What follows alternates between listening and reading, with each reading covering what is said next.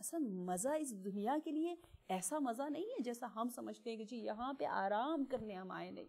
انشاءاللہ ام المصائب کی یہ مجاہدانہ لائف ہمارے اندر جہاد کا عزم اجاگر کرے اور ہمارے اندر واقعاً ایک تحریک کو لے کر آئے اور ہم انشاءاللہ اپنی زندگیوں میں اور حرکت لے کر آئے. تو کہنا یہ ہے کہ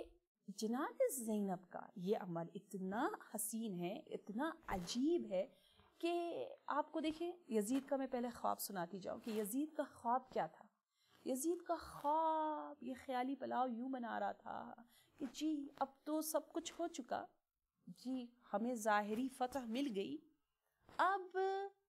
مساجد سے پرچم اسلام و توحید کو ہٹانا ہے, محمد صلی اللہ علیہ وآلہ وسلم کے خدا کے نام کو ختم کرنا ہے, اور لات و عزا و حبل اور ان تمام چیزوں کو گویا دوبارہ سے اجاگر کرنا ہے, جاہلیت کے زمانے کو پھر سے واپس لانا ہے. اور یہ میں مبالغے سے نہیں کہہ رہی, بلکہ یہ باتیں خود یزید کے ہی کلمات, یزید نے ہی جو کفر آمیز اشعار اپنی زبان پہ جاری کیے اس سے میں آپ کو بیان کر رہی ہوں کہ یا جب آپ دشمن کی معرفت آپ کے سامنے بالکل عیاں ہو جائے, ظاہر ہو جائے, تو آپ کو پتہ چلتا ہے کہ یہ دوست, یہ توحید کی بنیاد رکھنے والی ہستیوں نے کس قدر اسٹرگل, کس قدر محنت, کس قدر کاوشیں کی ہیں تاکہ یہ توحید کا پرچم اسی طرح لہراتا رہے. جی سین یوں ہے, جو خواب یزید نے دیکھا وہ اس طرح سے ہے کہ جب یہ کام ہو چکا, اسیر سامنے ہے, یزید جو ہے وہ تخت پہ بیٹھا ہے, سامنے سر حسین ہے, سب جانتے ہیں اس منظر کو, ہاتھ میں عصا ہے, خیزرہ کا عصا, اور بہت ہی اپنے سبز محل میں بہت ہی فتح کے نشے میں گویا امام کو اذیت دیتے ہوئے, آپ کے مقدس دانتوں پر ضربت لگاتے ہوئے وہ شخص یوں کہتا ہے کہ کاش, یہ اشعار یہ یزید کا ترجمہ ہے, مفہوم ہے کہ کاش میرے اجداد جو جنگ بدر میں مارے جا چکے ہیں حاضر ہوتے اور وہ دیکھتے میں نے کس طرح بدلہ لیا. جنگ بدر کیا تھے آپ جا کے پڑھیں, آپ کو پتہ چلے گا. اگر بدر کا بدلہ ہے تو یہ کیسا بدلہ ہے. بدر اسلام اور کفر کا مقابلہ تھا, اور پھر کہتے ہیں بنی ہاشم نے دین کو حکومت کے لیے صرف وسیلہ بنایا تھا, نہ کوئی وحی تھی, نہ کوئی دین, نہ کوئی خدا, یہ تمام چیزیں کھلونا تھا, کوئی حقیقت نہیں تھی. یہ جملہ بہت عجیب ہے. تو وہ شخص جو ظاہراً ولی المسلمین بن کر اپنے آپ کو مسلمانوں کا ولی اور امیر اور حاکم سمجھ رہا ہے, اور اپنے پست ارادوں کو اب بالکل اپنا پست ارادوں کو ظاہر کر رہا ہے, گویا کہنا چاہ رہا ہے کہ بس اب تو ڈرامہ ختم, اب ڈرامہ کرنے کی ضرورت نہیں کیونکہ ہمیں تو جیت مل گئی. اب منافقت سے کفر کی طرف آ رہا ہے, اپنے پست ارادوں کو ظاہر کر رہا ہے, کیونکہ اس کے خواب و وہم و گمان میں بھی نہیں تھا یہ جو سامنے بیچارے اسیر بیٹھے ہیں, یہ جو اتنے دکھ اور غم اور رنج اٹھا کر شہر بشہر در بدر ہو کر آئے ہیں, ان میں سے کوئی انقلاب لا سکے گا, یہ کون سوچ سکتا ہے. آخر اسیر کی کوئی بات سنتا ہے, اسیر کی بات میں کوئی وزن ہوتا ہے عام طور پر؟ بالکل نہیں. یہ تو عجیب نرالے اسیر تھے.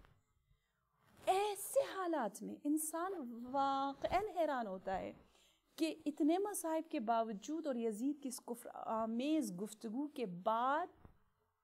آپ دیکھیے زینب کے جملات کو. زینب جو کہہ رہی ہے کل ارض کربلا, کہ دربار بھی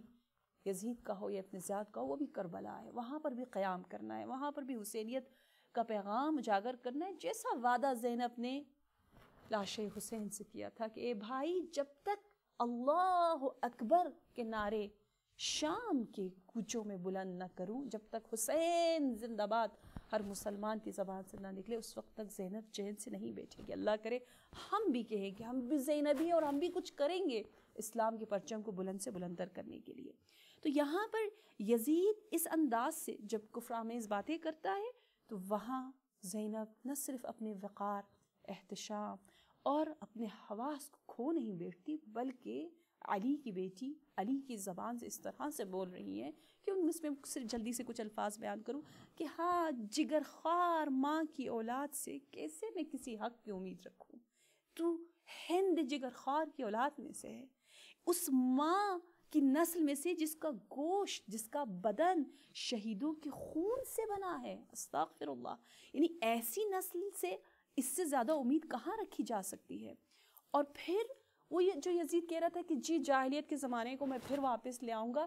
جناب زینب کا ریئیکشن دیکھیے، یقین دیکھیے، علم دیکھیے، ایمان دیکھیے، علم واقعاً بالغیب جو قرآن نے دیا ہے اس پر بھروسہ دیکھیے کہ آپ فرماتی ہیں کہ ناممکن، امپاسبل کہ تم زمانے جاہلیت کو واپس لا سکو۔ کیوں؟ کیونکہ زینب کہتی جو چال چلنی ہے تم چلو، جتنے تم نے مکر و فریب کرنے کرو، جتنے مکڑی کے جال بچھانے بچھا لو، یہ سب بہت ویک ہے، ضعیف ہے۔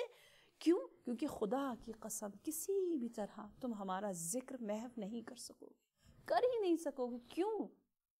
ہمارے پاس ایسا یقین کیوں نہیں ہے؟ زینب کو یقین کہاں سے ملا؟ قرآن سے ملا۔ وہ مفسرہ قرآن ہے، وہ قرآن ناطق کی بیٹی ہے، جسے قرآن نے کہا کہ جتنی بھی پھونکے یہ مارے، یہ پھونک نور الہی کو کیا بجھا سکتا ہے؟ ہرگز نہیں۔ تو زینب کا یقین ہے جو اس زمانے میں کہا۔ اب زینب جب تمام درباروں کو فتح کر چکی، بازاروں کو فتح کر چکی، شہروں کو فتح کر جب اپنے وطن واپس پہنچتی ہے تو وہاں پر بھی کل ارض کربلا کے تحت مسلسل اپنا قیام، اپنا جو مشن ہے اسے جاری رکھتی ہے، یہاں تک کہ حاکم مدینہ جس کا نام عمر بن سعید تھا، وہ خط لکھتا ہے یزید کو اور کہتا ہے کہ شدید خطرہ ہے ہمیں اس زینب کی جانب سے، علی کی بیٹیوں کی جانب سے، انہیں دور کرو۔ اور وہاں سے جواب آتا ہے کہ زینب کو حجاز سے جلا وطن کیا جائے، اصلا حق نہیں ہے کہ وہ حجاز میں رہے، زینب کو لوگوں سے دور رکھا جائے، کیونکہ جہاں زینب ہے وہاں نور ہے، اور جہاں پر نور ہے وہاں پر پھر یزیدیت نہیں ہے جہاں حسینیت ہے۔ اور اس طرح وہ ہستی جو ایک مرتبہ اسیر بن کر شام گئی تھی، بعض روایات کے مطابق دوبارہ تبعید ہو کر ظالم کی جانب سے پھر اپنے وطن کو چھوڑتی ہے، اور وہ ہستی دوبارہ شام پہنچ جاتی ہے، اور بہت سے دل اور بہت سے عاشق جو ہیں وہ ان کے حرم اور ان کے زریح کے گرد پروانہ وار طواف کرتے ہوئے ہمیں آج کل نظر آتے ہیں۔ یقیناً یہ ہستی زینب کبریٰ کی ہے جو سر تپا جہاد و محنت و دل سوزی و ایثار اور محبت اور شجاعت کا ہمیں درس دے رہی ہے۔ آخر میں یہی دعا ہے کہ پروردگارہ ہمیں سیرت زینبی پر چلنے کی توفیق حقیقی معنی میں دے،